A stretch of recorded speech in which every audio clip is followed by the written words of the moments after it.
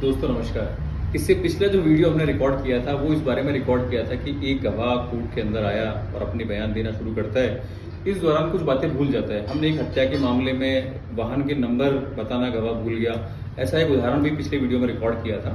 और इस मामले में हमने दो इंपॉर्टेंट जजमेंट्स के बारे में बात की थी, राजेंद्र कुमार गुजरात और तहसीलदार सिंह उत्तर प्रदेश 1959 सुप्रीम कोर्ट। तो इसको आगे बढ़ाते हुए हम और बड़ी लेटेस्ट बात कर लेते हैं। सुप्रीम कोर्ट ने पिछले 4 सितंबर 2023 को मतलब बड़ा फटकारने वाले लहजे के अंदर एक जजमेंट दिया है, जिसके 2 पैराज मैं आपको पढ़ के बताता हूं।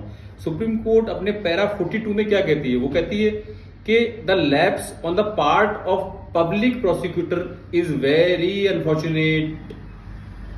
क्या कि the public prosecutor knew that the witness were deposing something contrary to what they had stated before the police in their statements recorded under section 161 of CRPC। Supreme court कहती है कि सब पब्लिक प्रोसिक्यूटर ये जानते थे या उन्हें प्रतीत हो रहा था कि गवाह कुछ ऐसी बातें कह रहा है जो पुलिस बयानों से अलग हटके हैं, तो उन्होंने गवाह को उसके बयान दिखाए क्यों नहीं, कन्फ्रंट क्यों नहीं कराया, विदाउट होस्टाइलिंग हिम, उसे होस्टाइल किए बिना। आगे की लाइन में ये कहते हैं कि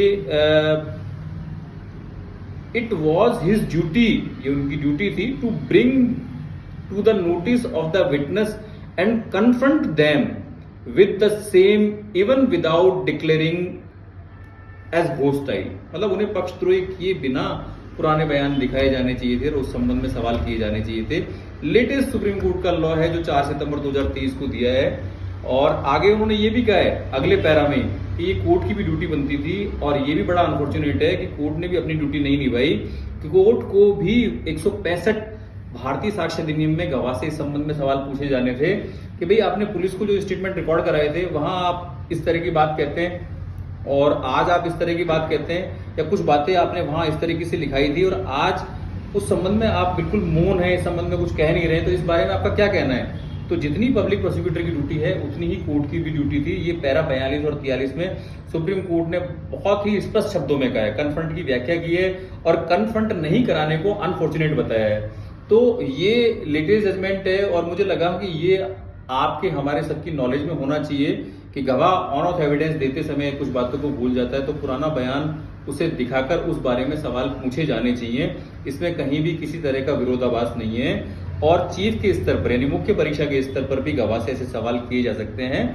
ये लेटेस्ट लॉ मैंने पढ़ा, मुझे लगा शेयर करना चाहिए तो शेयर किया और आपने इस विषय पे सुना, आपका बहुत सारा धन्यवाद। अभी जजमेंट कौन सा था इसके बारे में जानने के लिए आप कमेंट बॉक्स में देखेंगे तो मैं जजमेंट का नाम और पैरा 42 43 दोनों शेयर कर दूंगा।